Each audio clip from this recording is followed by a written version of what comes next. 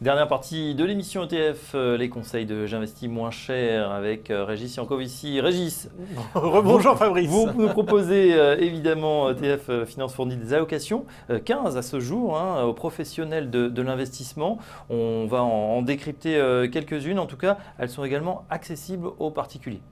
Mais oui, parce qu'au départ, lorsqu'on a créé ETF Finance, pour les professionnels de l'investissement, sociétés de gestion, institutionnels ou assureurs, on a eu un certain succès auprès des particuliers également qui nous ont appelés en nous demandant comment on pouvait mettre en œuvre ces allocations. Et c'est ce qui a amené à la création de J'investis moins cher. Alors, on ne va pas évidemment descendre la quinzaine d'allocations, il nous ferait au moins 2 ou 3 émissions, on le fera tout au long de ces prochaines semaines.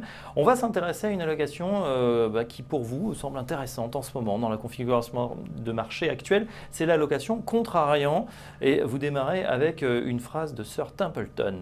Oui, c'est une allocation qui est intéressante parce que depuis quelques années, les investissements se sont concentrés sur un faible nombre d'actifs.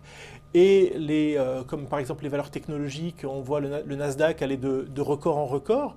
Et il y a un certain pan de marché, hier par exemple l'Europe était totalement délaissée, qui sont aujourd'hui très attractives parce que, comme le dit Sir Templeton, les meilleures affaires se font dans le pessimisme et c'est là que commencent les marchés haussiers. Alors, les marchés haussiers, je crois que c'est naissent dans le pessimisme, grandissent dans le scepticisme et meurent dans l'euphorie. Alors la question c'est est-ce qu'on n'est pas dans cette phase d'euphorie? On a vu depuis l'élection de Trump, on a une accélération phénoménale du marché américain, là ça se tasse un peu. En Europe, grâce à Macron ou l'élection de ce président, on a eu aussi une très forte augmentation. Du coup, aujourd'hui, ça paraît pas insensé de se dire qu'il pourrait y avoir un retour en arrière. Alors globalement sur les indices généraux, sans doute, d'ailleurs on en a parlé ici même il y a 15 jours, je recommandais alors de prendre des bénéfices. Il existe aujourd'hui un certain nombre de thématiques accessibles par des ETF, sans doute impossible d'accès par autre chose que des ETF et qui sont qui ne sont pas soufflés comme peuvent être l'ensemble des marchés.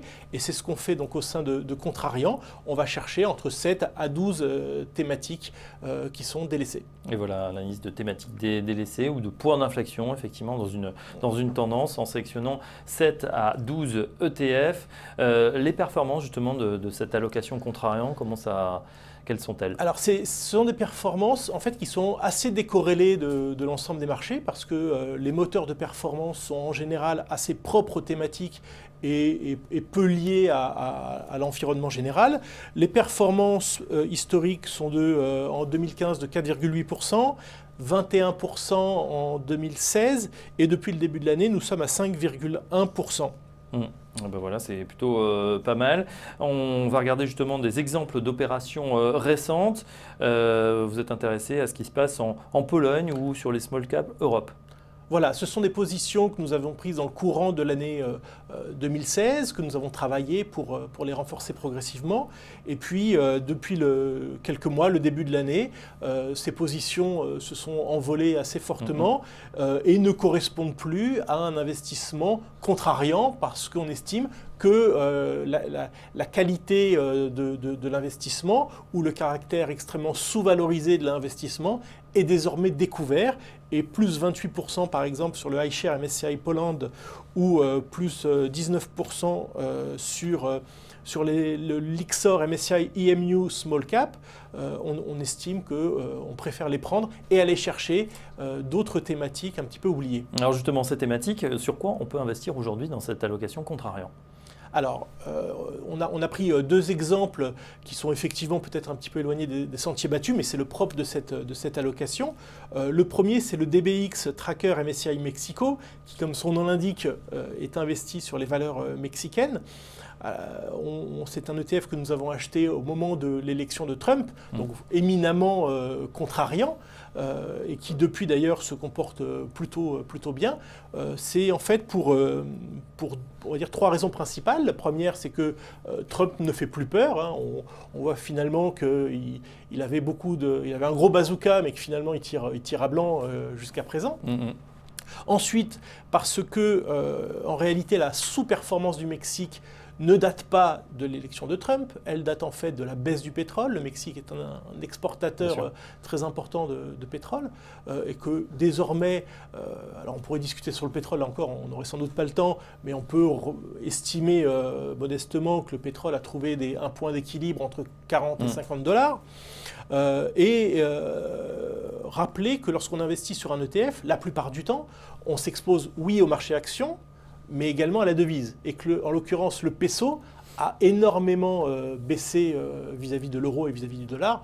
Donc c'est un jeu en même temps sur une exposition action mexicaine, mais également sur la devise. Sur le peso mexicain. Donc voilà, DBX Tracker MSCI Mexico Index qui rentre dans cette allocation contrariant. Une autre idée, c'est de regarder ce qui se passe du côté du Portugal.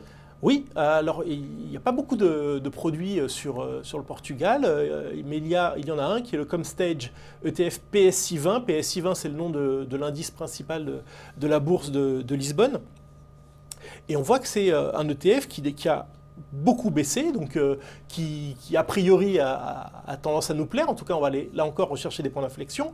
Et le point d'inflexion, on l'a eu depuis le début de l'année, on le voit sur le graphique, c'est assez net à lire.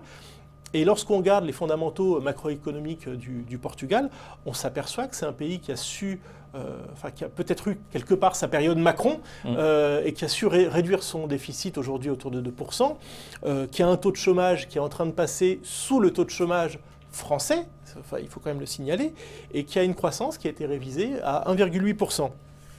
Il y a eu un sondage récemment par une association qui s'appelle Doing Business, et l'attractivité du pays est supérieure à l'attractivité de la France et de l'Italie et de l'Espagne, et qui se place 25e sur 190. Ouais, avec notamment une forte appétence des seniors qui s'expatrient là-bas pour de multiples raisons. Tout à fait, ça fait entrer les capitaux, bien sûr, et d'autres choses. Bien sûr. Et du coup, alors si cet ETF-là ou l'indice portugais s'était comporté comme la zone euro, on aurait été peut-être un peu embêté parce que vous l'avez dit tout à l'heure, les indices sont un petit peu soufflés. Mais ce n'est pas du tout le cas puisque l'ETF gagne que 22% sur les 5 dernières années contre 70% pour l'indice CAC 40. Ouais. Donc il y a un véritable retard.